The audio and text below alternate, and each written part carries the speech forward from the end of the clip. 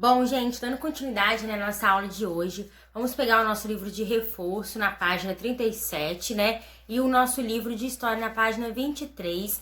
Vamos falar um pouquinho sobre a contagem do tempo, né? Nós vimos nessa aula que antigamente as pessoas, elas contavam, né, o tempo através do dia, das estações do ano, das fases da lua, né? As horas do dia, elas identificavam pelo sol, né, pela localização onde o sol se encontrava no céu, e assim eles faziam a contagem, né, dos dias, do dia e da noite e dos anos, né. Mas com isso, foram passando os tempos e isso foi evoluindo, foi modificando, né. E as pessoas passaram a ter uma necessidade maior de organizar esse tempo, né?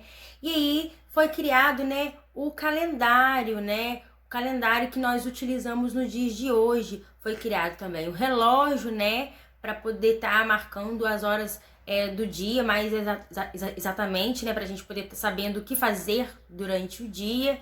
E nós usamos hoje o calendário gregoriano, né?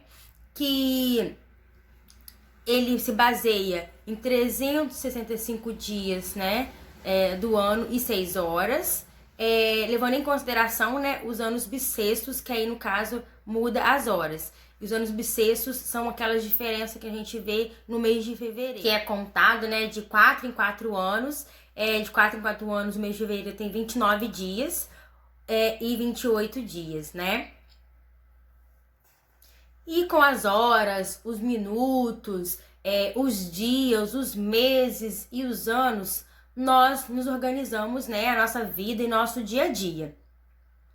E para nós termos uma dimensão, né, de anos mais longos, nós utilizamos as décadas, né, que são de 10 em 10 anos, e os séculos, que são de 100 em 100 anos, né? Temos também, né, o milênio, que é contado a partir de 1000 anos, né? E nós também podemos ter contato, né, em sala de aula, né, sobre como a gente identificar os séculos. Lembra daquela regrinha que vocês viram no livro, lá na página 45, de como saber em que século nós estamos? Então vamos relembrar ela agora. Nós pegamos o ano em que nós estamos, tiramos os 2 últimos números e somamos o que restou com mais 1. E aí, o número que ficar é o século em que a gente está. E a gente vai transformar ele para números romanos, como a gente já conhece, números romanos, né? Então fica bem fácil de fazer. E uma das tarefas propostas para o dia de hoje vai ser a contagem, né, desses séculos através dessa regrinha que eu acabei de explicar para vocês, tá ok? E qualquer dúvida que vocês tiverem, lá na página 24, vocês terão, né, acesso a essa regrinha, exemplo do passo a passo de como fazer para realizar a tarefa de hoje, tá? Nós também vimos, né, nesse trimestre, os sujeitos da história, né? E nós descobrimos que nós fazemos parte da história e que qualquer objeto que eu tenha vira uma fonte histórica, né? Vira um meio de estudo histórico, né? E a gente falou também um pouquinho sobre as fontes históricas. Vamos relembrar?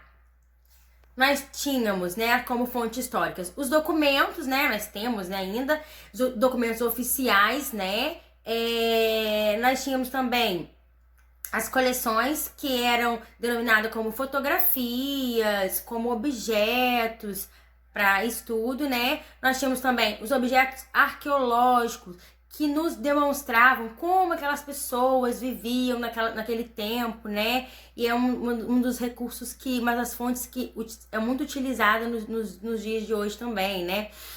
E também tínhamos a tradição oral como fonte histórica, que a tradição oral era aquelas tradições que eram passadas oralmente, né? De pai para filho, de geração por geração, que eram histórias contadas, né? E como nós somos os sujeitos da história, né? E tudo que está à nossa volta conta uma história, tenho certeza que você tem alguma fonte histórica aí na sua casa. Que você possa estar relembrando e contando a história de algo que aconteceu na sua família, ou na sua casa mesmo, ou que faz parte da história da sua família do modo geral. E para finalizar a nossa aula de hoje, nossa revisão de hoje, nós vimos também nesse trimestre os primeiros habitantes do Brasil, que era quem? Que eram os índios, né? Que já habitavam aqui, né, nessas terras, né, brasileiras. E nós podemos conhecer um pouquinho, né, sobre os indígenas, né? Que, na verdade, os portugueses não descobriram o Brasil, né? O Brasil já tinha sido descoberto pelos indígenas, né? No caso, os portugueses só colonizaram o Brasil. E, naquela época, né, se tinham vários povos indígenas, né? Distribuídos por várias partes. E um dos povos conhecidos indígenas, mais conhecido, nós temos dos grupos indígenas, né? Tupi-Guarani, que ficavam lá mais para o lado do litoral. Tínhamos também o Macro-G ou Tapuia, né? Muito conhecido também, que ficava mais próximo ao Planalto Central. E tínhamos também uns grupos conhecidos que era o Aruaque ou Caraíba, que ficava mais próximo da região amazônica.